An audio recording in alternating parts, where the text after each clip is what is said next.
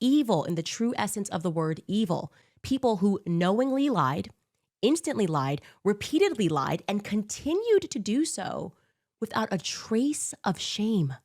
I don't understand it. I can't comprehend it. Whatever that is that lives in him does not live in me. There's no truth in him. Obviously, there was no truth in Josh Hammer. He could have said, well, Charlie was going through 48 hours earlier. Candace Owens just exposed Zionist lies about Charlie Kirk, including some in the chat message group that heard Charlie say verbatim, "I have no choice but to leave the pro-Israel cause," going on to insist that he died as essentially a martyr of Israel. What does this mean? Why is there still a battle to try to take the legacy of Charlie Kirk and propagandize on behalf of Israel? Let's get her take on this. I can't wait for this one. Please like the video and subscribe to the channel. Of course it was real. But I mean, I would have to be the dumbest person ever. First off, I'm not even inclined towards tech, but also would have to be an absolute idiot, a moron, to try to figure out how to manufacture text messages for the purpose of releasing them to then probably get sued by every person that was not in the chat. Like, I'm just like, hey, Josh Hammer received this message. That'd be so dumb. But like I said, these people were desperate for it not to be real because they've been lying so hard about everything. They've just been lying, and they have some egg on their face now. And reality hit them pretty quickly this morning when Andrew Colvett, Turning Point's spokesperson, confirmed that the messages were in fact real. He did this on the Charlie Kirk show. And actually, I don't think it's dramatic to state that this may be the first respectable measure taken by Turning Point USA executives since the passing of Charlie Kirk, like the first respectable response. And yeah, I thought that was, I will compliment that. Just the action of Andrew Colvett addressing it head on instantly was good. So let's. Yeah, absolutely. They actually told the truth about this, generally speaking. Did they tackle the subject of what Charlie Kirk said in those messages? Not really, and I guess we'll see that, but they did acknowledge the truth in this. And it's funny because there are so many Zionists in my comments, other comments out there on social media saying, obviously this was faked. All I see is words on the screen. This was an obvious Photoshop. And I actually did a poll on this myself on Twitter where I asked what would the Zionist response to this revelation be, the fact that Candace Owens brought receipts, as she usually always does, saying that Charlie Kirk said that he had, quote, no choice but to leave the pro-Israel cause 48 hours before his assassination. I ran a poll on Twitter. Here's what I put as plausible scenarios in which they were going to carry this propaganda. 1, Qatari Photoshop job. Number 2, he didn't mean it, or it means nothing. And number 3, just it's anti-Semitic. It's anti-Semitism to bring this up. And overwhelmingly, he didn't mean it seems to be the Vegas favorite that's carrying the day. But yeah, we could know and predict what the spinsters and Zionists would say about this, but Candace Owens brought the receipts. Let's see what Turning Point said. Hear Andrew Colvett in his own words. But I want to take the start of this show to address some of the things that have been going around on public, namely about a group text chain that has been made known and released by Candace Owens. And I just want to address it head on because, that was a screen grab that I had shared with people. So it is authentic. And I want to go into it because I actually am really excited that the truth is out there. I first want to say the reason I didn't share that screen grab publicly is because it was a private exchange, and I felt like it didn't necessarily comport with things that were already public. I wanted to not betray my friends' trust in that way. But I did share it with some people in government because it happened really quick. It was, it took 33 hours for authorities to get their suspect. And in those first moments, we wanted no stone unturned. We wanted to leave nothing unturned. So I shared it with a few people. Don't know where it went from there, apparently, but here we are. So one of the reasons, Blake, that I'm glad to have this now public, it was not mine to share publicly, but one of the criticisms we've received is that we don't care, we're not investigating every lead, we're not looking under every stone, and that somehow we're just like, sweeping things under the rug. And when I say that we want justice for Charlie more than anybody else, I really mean it. And no stone unturned. I mean, I don't know if you want to chime in on that part alone, but I have more to say. Yeah, so it has been so frustrating to have people blow up about this. Yeah. And I've certainly stated publicly, the reason I haven't weighed in on things is I am an eyewitness to events, and they've said, don't comment on things because anything you say can mess that up. I don't want to mess up any trial for the person who did this. That's 1,000% right. Well, it seems like it would mess up some of the investigation if you withheld this evidence and you were privy to it. And I don't exactly buy Kovlet's declaration that he's excited this is out. Now, I don't know where Kovlet stands on the Israel issue, nor do I know where this bald guy stands on the issue, these people in the show. And, admittedly, I don't know that much about these two individuals, but I can guarantee you the pro-Zionists that are part of Turning Point USA, including the big donor class, some of which clearly pressured Charlie toward the end of his life, is not excited that this is out there. Now, am I glad that they're telling the truth about this? Yes, I am. I buy that he did share this with authorities as a possible lead where this could go. But at the same time, people were remarkably quiet about this statement, and they're not diving into the substance of it. Not only did he respond to the pullout by presumably Robert Shillman pulling a $2 million donation by saying, instead of let's try to mend animosities and try to ease tensions,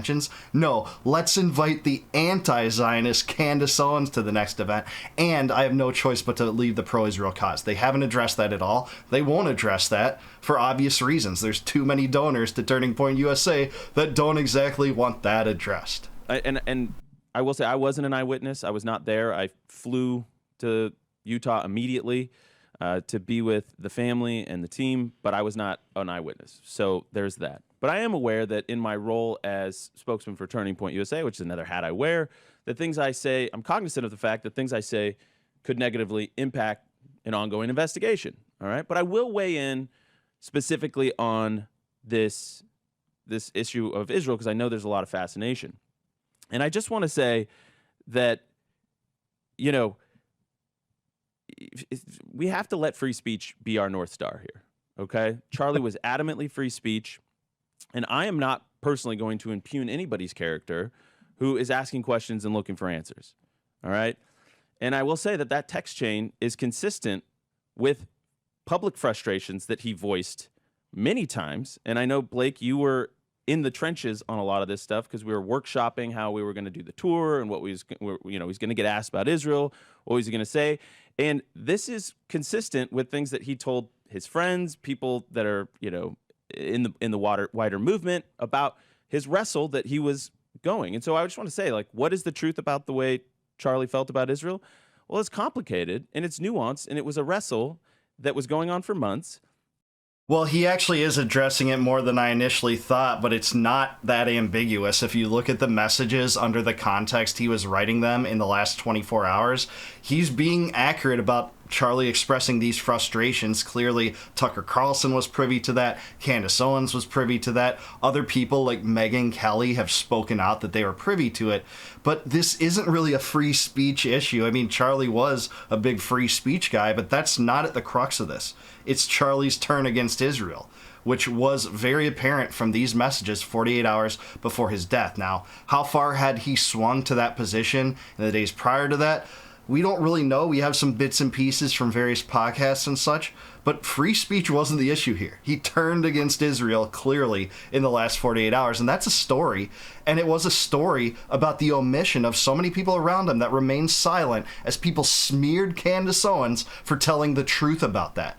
Even, I don't know when exactly she was privy to more information than the rest of us in this message chain, but she told the truth about that. And she was smeared by the Zionists as a conspiracy theorist, but she was the one that brought receipts. And it's probably somewhere between the Bibi letter and the text. So what do we think?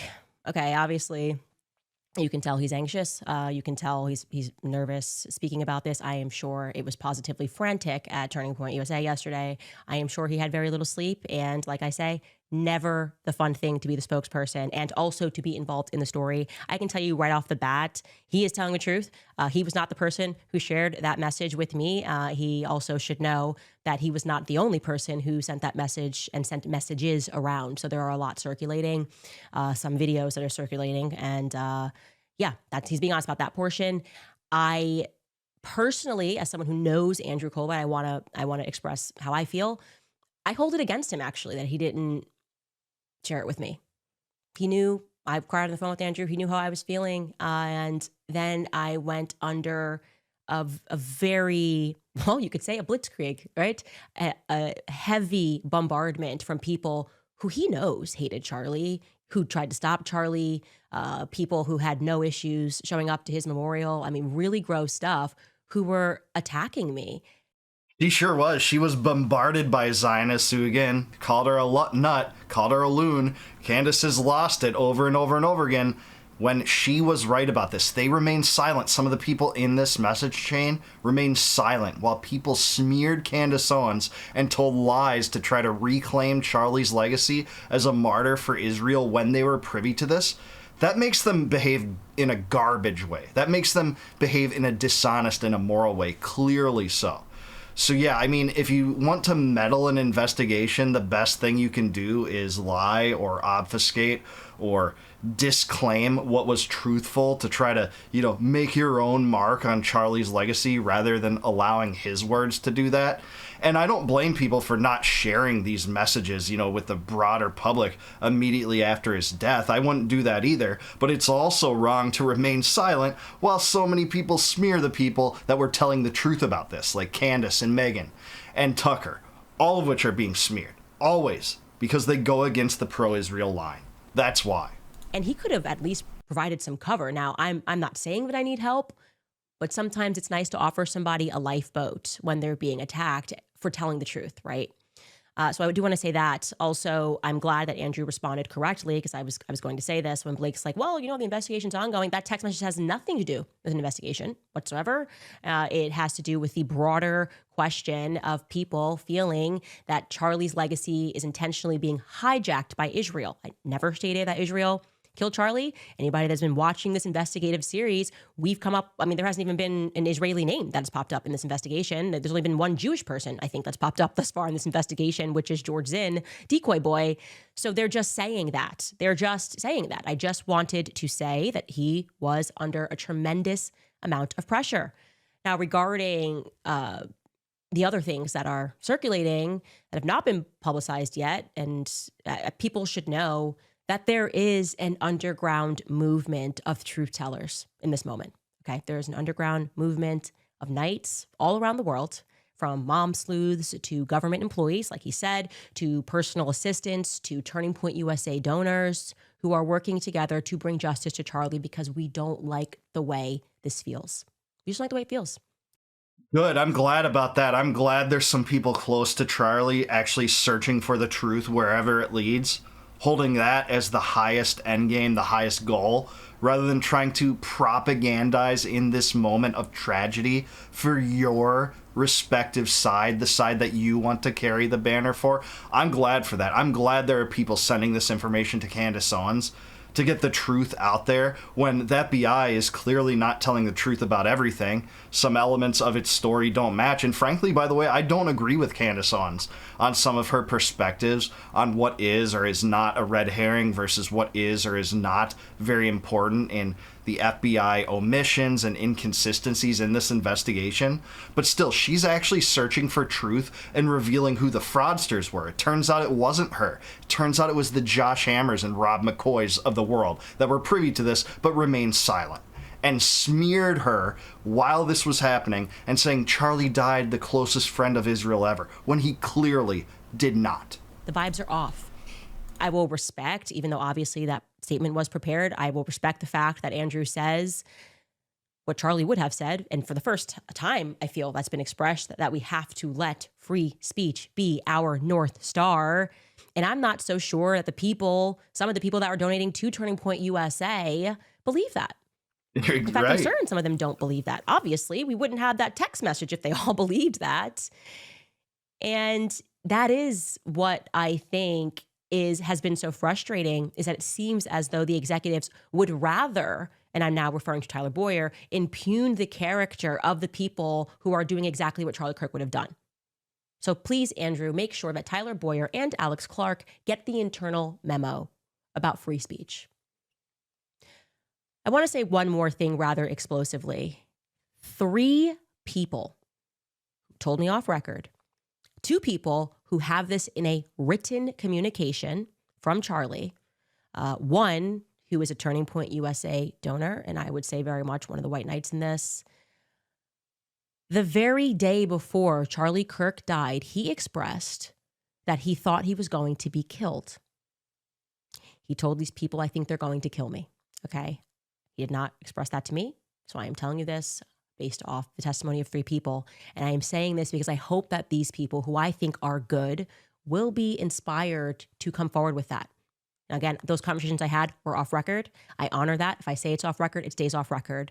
But I'm hoping that watching what I am doing and feeling the energy that is rising across the world for people who want to know what the heck happened on 9/10, that, you know, they will be brave and they will say, yeah, Charlie did the day before he died think that he was going to be killed, and maybe tell us, who is they? Well, for once and for all, who is they? Who is... Well, if so, that would be consistent from what Harrison Smith tweeted back in August, that Charlie Kirk was afraid that Israel would murder him. I'm not taking that position, by the way, but that's what Harrison Smith at InfoWars at the time, I think he still is at InfoWars, tweeted out. That tweet went viral. And I'm not trying to say that that is the exact equation, but if Charlie felt like he was going to be murdered, that seems to shine some light into where his head was. Could have been consistent with what he was thinking a month in advance if what Harrison Smith's statement is true. Now, that's not what Candace says. She doesn't talk about Israel here. But if so, it would be consistent with what Harrison Smith reported the month prior. Is the day that he thought were going to kill him. Now, to give the obvious answer to federal informant Nick Fuentes' question, the reason that I waited to reveal the text messages is because I'm not a child, okay? Like I said, I have a lot more. I'm not an idiot, and I have self-control, and I understand that time is always going to be on the side of truth. Time is on the side of truth. Liars know that that's the reality.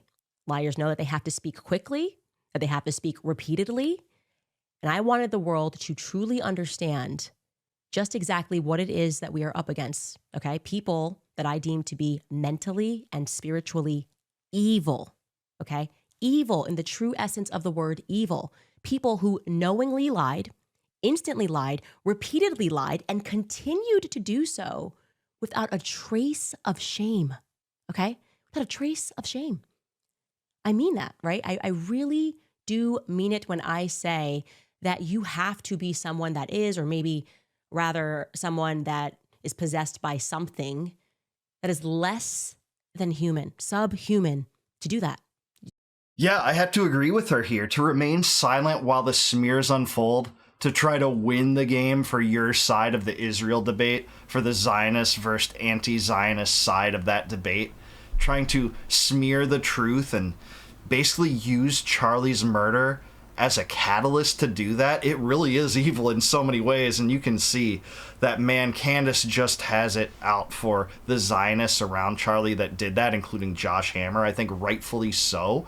She's in the right here. And by the way, here's the tweet that I found where Harrison Smith said this back in August. This is an August 13th tweet. I'm not going to name names, but I was told by someone close to Charlie Kirk that Charlie thinks Israel will kill him if he turns against him.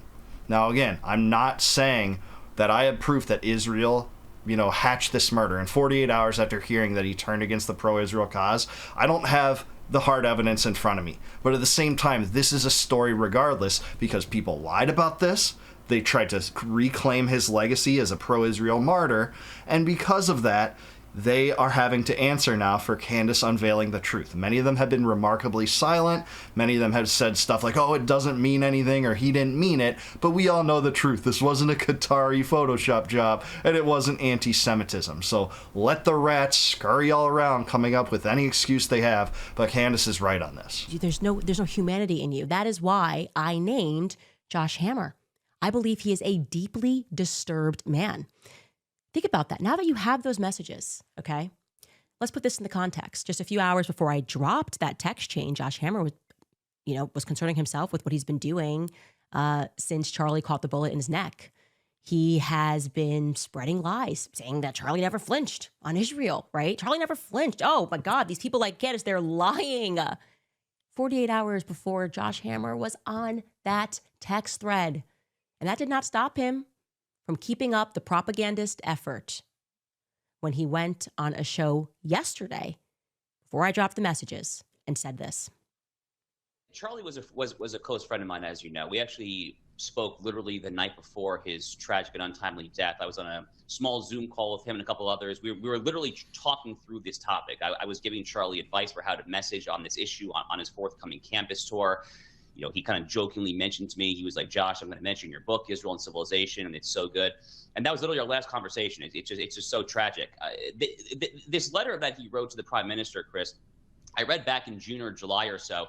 And there were so many people in the aftermath of his horrific assassination, Candace Owens, folks like that, who were saying that, oh, Charlie was turning on Israel. He was ready to sell them out and renounce his life's work of sincere and genuine friendship with the Jewish people and the Jewish state. But this letter that he wrote to Bibi Netanyahu, Chris, literally begins. The first sentence of the letter is, I'm paraphrasing here, but it's a close paraphrase.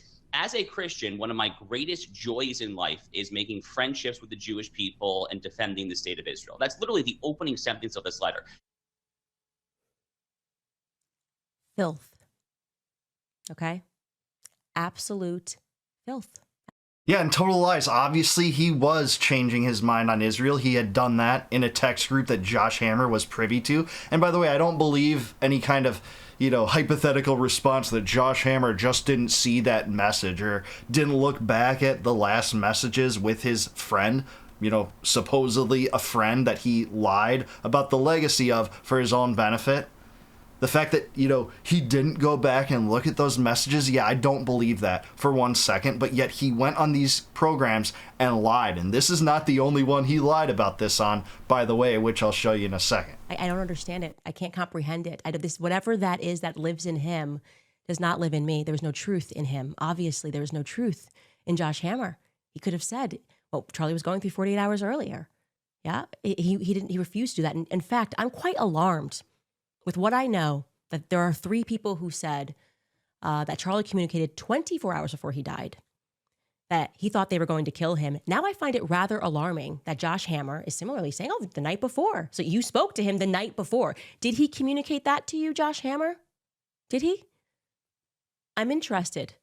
I know we won't get answers from you, but let me promise you that if I get a text message to the effect that you were somehow involved in him feeling anxiety the day before, if you did something that gave him anxiety in that way, I will release it instantly. There will be no place that you can hide. Awesome, and I'm here for it, man. The internet's here for it. Candace is breaking the matrix once again. I hope she names more of the names that were in that chat group, such that we can go back and see if there were other people that lied about Charlie and his legacy and what was the truth regarding his opinion related to Israel, which clearly did shift 48 hours before his death. I think it was technically like 45 hours. Might have been even more because it was timestamped something like 3:50 or something when he said that, and then he died 12:23 local time in Utah, so it might have been even sooner than 48 hours. But this was not the only conversation and interview where Josh Hammer was duplicitous and a lying scoundrel, frankly, about Charlie Kirk, the guy he says was his friend, but he's going to lie about his legacy to paint him into a more pro-Zionist voice than he actually was. Here's what he said on the Dana Loesch show that he went on September 17th. Let's just listen to him, man. Don't take my word for it, but this is what he said there. Another scathing lie. Reiterate the very important caveat that you said, which is that it is disgusting. It is disgusting that you and I are even having to have this conversation. Charlie Kirk was a friend of so many of ours. I was in near daily communication with him for the final year and a half, give or take, of his life. I actually spoke with him less than 24 hours before the fatal assassin's bullet. I was literally helping coach him through the anti-Israel questions that he anticipated on this campus tour. So that's kind of the very first thing to note, Dana. If Charlie Kirk was actually becoming a Nick Fuentes, if he was trending in a true Groyper, anti-Semitic, anti-Israel, anti-Western direction, would he have had on people like me, the guy who wrote the book Israel and Civilization, to talk him through how to handle these questions in the final hours, as the case may be, of his life? So that's the very first thing to say, is that all these rumors that Charlie was souring, he was about to pull a full MTG or a full Tucker Carlson else, whenever he was about to go down the rabbit hole. That is not the Charlie Kirk that I saw. For the Just listen to that. Listen to him lie through his teeth. And by the way, no one that I know that's been following this called him a Nick Fuentes groiper. They just said that he had soured on Israel or turned against the pro-Israel cause, which, by the way, is what he said. That has been substantiated now. I have to admit that. I didn't even fully buy that based upon what I saw. I saw a mixed record of Hasbara and Zionist propaganda mixed with frustrations that he shared about his Zionist donors and, you know, his integrity being called into question by some of them over minor critiques toward Israel, the frustrations that he expressed on Megyn Kelly's show on August 6th when he said, hey, I can't even criticize Israel with my track record for supporting Israel more than an Israeli, you know, as much as an Israeli civilian can. He expressed those frustrations. I didn't even buy this turn until I see this substantiated clearly now in this group message chain that has been corroborated from Turning Point USA. So no, I don't really buy that this was faked when you have Turning Point USA, the Zionist-based donor outlet, you know, confirming its legitimacy. And they couldn't really get around this. Once this was out, you'd have to have too many people corroborating a lie, you know, if Candace told the truth. And Candace is right when she said, hey, if I just photoshopped this or released this or, you know, didn't corroborate this was true, she might have taken several days to do that. We know she was privy to it a few days in advance because she teased it out on our program the week before. But Josh Hammer clearly lied about this, and there's probably more, and I hope we learn more names. But Josh Hammer is clearly lying through his teeth, both to Dana Loesch and on this other program, and he carried those lies forward over and over and over. He tweeted about it. We brought some of those to view in the episode that I shared earlier today on this. And that's just a fact. You can't get around it. So all the times that they're going to come up with these crazy conjured conspiracies that, you know, Qatar was involved in this somehow, it didn't mean anything, you know, Charlie was drunk or something. I don't know what they're going to go with, but it's going to be ridiculous. It's going to be unbelievable. And it's going to be completely consistent with Zionist propaganda that we know and can snuff out now after all this nonsense. But I think Candace Owens are covering this. Like I said, I hope we learn more names, more people that were involved in this, such that we can see what they said about Charlie. Because there's no one lower in my mind right now than Josh Hammer and how he's handled this. I don't think he's spoken out about his role on this since, and I can't really blame him. But I guess we'll see what he says. He's been silent on Twitter, I believe, since this episode came out. Doesn't look like he has any primary tweets today. We'll see how he responds, or maybe he'll just be silent. I don't know if I'd show my face if I had this on my record now with complete substantiation that he lied. You cannot take a look at that message and be like, I don't think that was the Charlie I saw, someone that was souring on Israel, when the literal quote was, I had no choice but to leave the pro-Israel cause. But I do want to hear from you down below. Let me know what you think about this. Who are more Zionists that have been lying about this? I know Laura Loomer is one. There's no evidence that I see that she was on this chain or anything like that, but she was lying about his legacy. Rob McCoy has been lying about his legacy. What do you think can be the takeaway about this? You know, does this have implications for his murder, the investigation, you know, the story that this is, even regardless of those things, the pro-Zionist pressure on groups like Charlie's and groups on our political system and our Congress and our deep state? Let me know in the comments down below. Like the video, subscribe to the channel. Please subscribe to Candace Owens. Heroic coverage, Candace. Thank you so much. I'm a fanboy. We don't always agree on everything related to the investigation, but on this, I think she is just spot on. Thank you. If you like my commentary in this video, please consider becoming a YouTube member. If you click the join button below, you can help support my channel. I will appreciate that greatly if you do that. It'll mean the world to me, actually. And I mean that. So I'm going to give you access to all of my videos before they go live to the general public on YouTube, if you do that. And you'll be able to have advanced viewing of those videos before they go out to the general public. And until I see you guys next time, no more war, no more debt, no more inflation, and no more empire. Peace out, guys. Catch you in the next one.